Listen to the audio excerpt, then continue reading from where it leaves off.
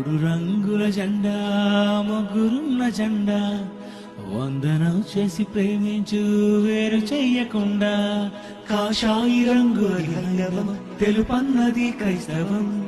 పచ్చ రంగు అది ముస్లిం దేవుని నుండే వచ్చిన వారెను మనమంతా ఆ దేవునికి మనమంతా సమానమే నమస్కరించాలి వీరందరికీ